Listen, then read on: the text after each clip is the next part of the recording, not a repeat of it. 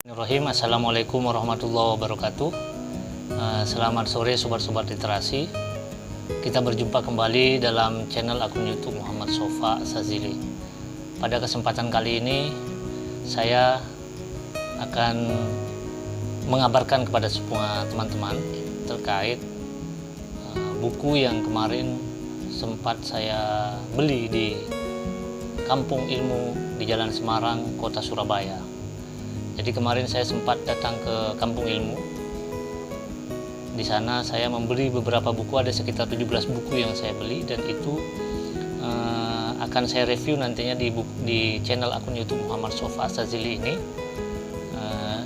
Buku-buku itu di kesempatan kali ini saya akan mempertontonkan kepada teman-teman beberapa buku yang sudah saya beli kemarin di Kampung Ilmu Kota Surabaya. Ada 17 buku. Saya akan tunjukkan satu persatu kepada teman-teman buku-buku yang saya beli tersebut. Salah satu di antaranya adalah buku berjudul Muhammadanisme, karyanya Snoek Horgrons. Nah, Snoek Horgrons sendiri adalah salah seorang orientalis, yaitu dari kolonial Hindia Belanda. Pada buku ini ia menjelaskan tentang buku ini menyajikan tentang kuliah-kuliah Snoek Horgrons mengenai Islam dan asal-usulnya. Jadi menurut dia, Islam itu bukan agama yang berasal dari Tuhan, tapi berasal dari pemikiran, gaya hidup, dan pola pikir daripada Muhammad. Nah, buku ini berisi kuliah-kuliah Snoek Horgrons. Penerbitnya adalah Mata Bangsa Jogja Indonesia. Jadi penerbit buku ini adalah Mata Bangsa, salah satu penerbit di Yogyakarta. Ini buku sangat menarik. Jadi bagi para penggemar pemikiran, terutama pemikiran-pemikiran Islam, dan juga menggeluti pemikiran-pemikiran orientalis terutama, yakni salah satunya adalah Snoek Horgrons. Ini sosok yang memang perlu dikuliti pemikiran-pemikirannya, karena sosok satu inilah yang memberikan rekomendasi kepada pemerintah kolonial Hindia Belanda agar bisa bersikap seperti apa dalam menghadapi kelompok Islam dan umat Islam yang ada di Indonesia. Jadi rekomendasi-rekomendasi yang diberikan oleh Snoek Horgrons kepada kolonial Hindia Belanda, pemerintah kolonial Hindia Belanda, itu menjadi rujukan bagi pemerintah ketika mengambil sikap terhadap umat Islam yang ada di Indonesia. Nah, buku ini adalah buku rekomendasi yang harus dibaca oleh para penggemar buku di tanah air dan juga seluruh teman-teman yang mengikuti channel akun YouTube Muhammad Sofa Sazili ini. Ini buku pertama ya. Selanjutnya buku kedua yakni sastra ya. Saya memang beberapa bulan ini saya memang sedang menggeluti dunia sastra, terutama dunia sastra dari Barat, dari Eropa. Nah, saya beberapa buku karya sastra Barat yang saya beli ini saya akan kupas satu persatu ya nantinya, tapi ini hanya untuk mereview buku yang saya beli kemarin saja. Nah, ini karyanya Alexander Solzhenitsyn, Sehari dalam Hidup Ivan Denisovic. Ini saya belum tahu ini bukunya berisi tentang apa karena belum saya buka, masih bersegel. Ini bukan buku bajakan, ini buku ori, tapi saya dapat di Kampung Ilmu Kota Surabaya. Jadi kalau mau mencari buku di Kampung Ilmu Kota Surabaya memang ada banyak buku-buku bajakan, buku-buku KW, tapi kita juga harus membeli buku yang produk asli. Kalau nggak dapat di toko, kita cari di Kampung Ilmu Kota Surabaya. Ini Alexander Solzhenitsyn. Judul bukunya Sehari dalam Hidup Ivan Denisovic. Jadi buku ini sepertinya menggambarkan kehidupan dalam barak tahanan, tempat para tahanan politik harus bekerja sepanjang hari tanpa menghiraukan dinginnya udara dan keterbatasan makanan. Jadi ini buku sangat menarik yang mengisahkan soal bagaimana para tahanan itu bekerja sepanjang hari. Kurang makan, kurang minum, dan segalanya. Ini pernah juga dialami di Indonesia ketika tokoh-tokoh dan ketika rakyat Indonesia dipaksa oleh pemerintah kolonial Hindia Belanda untuk bekerja baik kerja rodi ataupun kerja romusa yang kekurangan makanan. Ini bisa menggambarkan kondisi juga, tapi dalam konteks bukan di Indonesia. Ini ya, buku sangat menarik. Alexander Solzhenitsyn itu lahir di Rostov, sepertinya Rusia ya. Ini menarik, ini bisa buku yang kedua. Yang ketiga, nah ini buku Mark Twain, Petualangan Tom Sawyer. Ini memang buku yang memang sangat terkenal ya, Petualangan Tom Sawyer ini. Saya sudah mengenal buku ini sejak lama, namun belum sempat saya baca. Padahal sudah dari dulu saya tahu dengan buku ini, tapi saya belum pernah membelinya. Dan baru kali ini saya kesempatan membelinya di Surabaya, di kota para pahlawan. Mark Twain, kisah petualangan remaja karya Mark Twain dengan latar belakang alam bebas di tepi sungai Mississippi. Karya klasik, salah satu karya klasik Amerika. Ini buku sangat menarik tentang sastra. Mark Twain, Petualangan Tom Sawyer. Selanjutnya, buku yang ketiga adalah Raja Rao, karyanya Raja Rao yang berjudul Kantapura. Ini tampilannya. Kartapura merupakan salah satu novel Raja Rao yang menjadi bukti keterlibatannya dalam gerakan nasionalis. Jadi Raja Rao ini bisa dibilang salah satu tokoh nasionalis di India sepertinya ini. Saya baca sinopsis yang ada di belakang ya. Mengambil gaya penuturan epos klasik India, novel ini menceritakan gerakan kemerdekaan di Kantapura, sebuah dusun kecil dan terpencil di India Selatan. Gerakan kemerdekaan di desa itu dibangkitkan oleh pemuda bernama Morty yang pernah mendengar pidato Mahatma Gandhi dalam suatu rapat raksasa di kota. Jadi ini berbicara soal sastra, tapi berbicara soal gerakan nasionalisme di India. Penulisnya Raja Rao. Selanjutnya, ini salah satu penulis yang saya senangi, yaitu Émile Zola. Ini judulnya Teresa.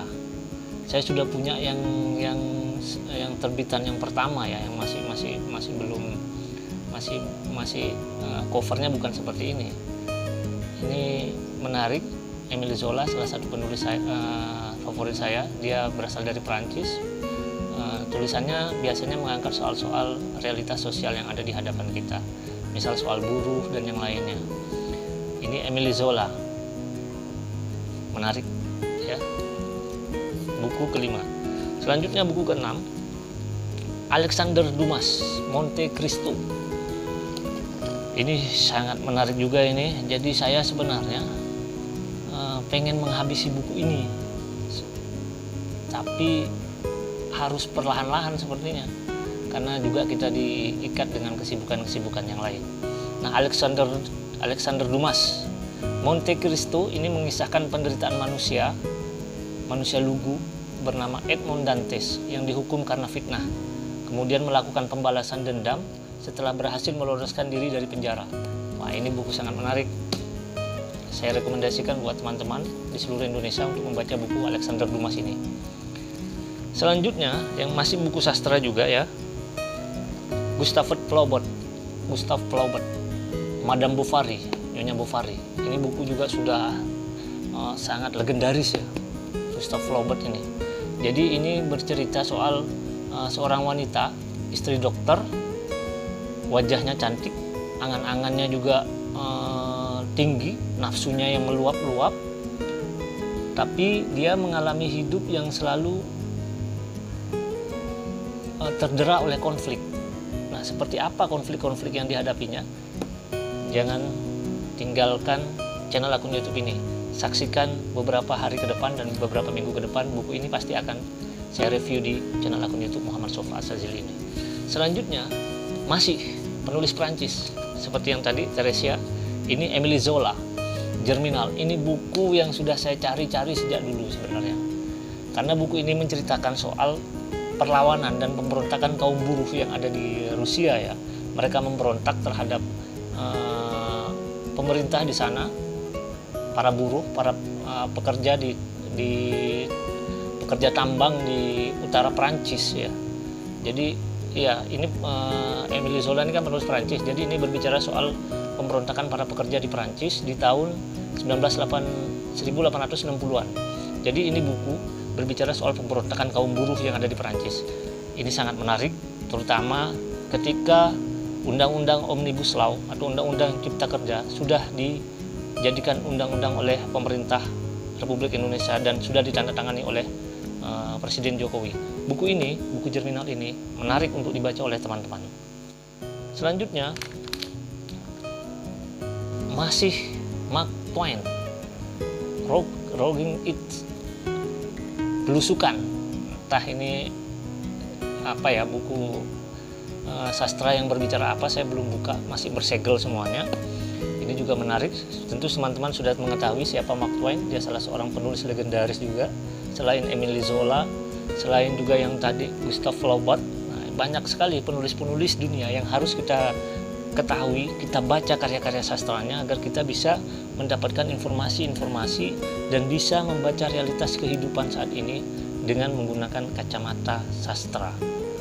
Selanjutnya, Henry James, Daisy Manis, penerjemahnya Sapardi Djoko Damono, salah seorang penyair yang pernah puisinya sangat terkenal, yakni Hujan di Bulan Juni ya kalau nggak salah. Nah, ini Henry James. Buku ini berkisah tentang Daisy Miller, lambang seorang gadis Amerika yang cantik, kaya, polos, yang sia-sia dalam menghadapi keangkuhan sosial bangsanya di Eropa. Ia lincah dalam bergaul, semaunya sendiri, tahu batas tapi hancur jadi bahan pergunjingan. Hanya karena ia kurang menghormati tata cara dan sopan santun yang telah menjadi adat di Eropa. Henry James, bukunya tipis, penerjemahnya Sapardi Djoko Damono, salah seorang sastrawan yang sudah tidak diragukan lagi kapasitas dan keilmuannya dalam hal sastra. Selanjutnya, buku berjudul Aparajito. Ini penulisnya Bibu Tibusan Banerjee. Bibu Tibusan Banerjee ini salah satu penulis India sepertinya ini. Saya baru kenal salah satu sosok penulis India ini. Menarik sepertinya, nanti saya akan review juga ya buat teman-teman. Dan tolong jangan akan menjelaskan soal pandangan Hisanuri Katu tentang Islam dalam perspektif Ulil, Gus Dur dan juga Abu Bakar Ba'asyir. Sangat menarik. Selanjutnya, nah ini memoir Romantika Prabowo Sitejo, Saya dan Mas Harto. Nah, kita sudah tahu siapa Prabowo Sitejo ini. Dia adalah saudara tiri dari Pak Harto ya. Ini kita perlu membaca juga, selain membaca sastra, membaca buku-buku pemikiran, membaca buku-buku pemikiran Islam, pemikiran politik, karena tadi sempat ada gangguan. Nah, ini memoir Romantika Prabowo Sitejo, Saya dan Mas Harto, penulisnya Albertine Endah. Buku biografi tentang hubungan antara Prabowo Sitejo dan juga Pak Harto. Kedua orang ini adalah saudara tiri ya sebenarnya. Tapi ini buku menarik, kita akan mengetahui bagaimana sih hubungan antara dua saudara ini. Nah, selanjutnya, tadi ini sudah saya jelaskan kan ya, Islam di mata orang Jepang. Jadi mereka, Hisanuri Katu, itu memandang Islam dari pemikirannya Ulil Absar Abdallah, Gus Dur dan juga Abu Bakar Ba'asyir. Selanjutnya, Mas Ripin dan Satina, karyanya Kunto Wijoyo. Ini cerpen ya, menarik juga ini sepertinya. Saya akan review juga untuk teman-teman nantinya, jadi jangan tinggalkan channel akun YouTube ini. Ini siapa sih yang tidak tahu dengan Kunto Wijoyo? Salah seorang tokoh, esais, penulis dan juga sangat budayawan yang sangat terkenal. Gagasan-gagasannya bisa kita nikmati sampai saat ini. Selanjutnya, Islam Bajo, Agama Orang Laut, karyanya Beni Baskara. Ini buku menarik ya. Jadi buku ini berbicara soal Islamnya orang-orang Bajo. Orang Bajo ini kan suku bangsa Nusantara yang hidup di laut. Mereka membangun rumah-rumahnya di atas laut.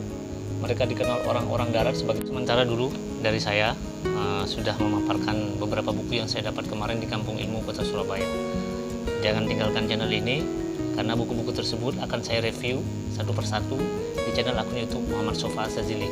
Jadi bagi teman-teman yang baru nyampe di channel ini, jangan lupa subscribe channel ini, karena channel ini memberikan sesuatu yang berbeda dengan channel-channel yang lainnya, yakni mengulas dan mengupas isi yang ada dalam sebuah buku apapun itu. sastra, novel. Dari saya, kurang lebihnya saya mohon maaf. Jangan lupa bagi teman-teman yang baru nyampe di channel ini, subscribe dan like channel akun YouTube ini, karena memberikan sesuatu yang berbeda dibanding channel-channel yang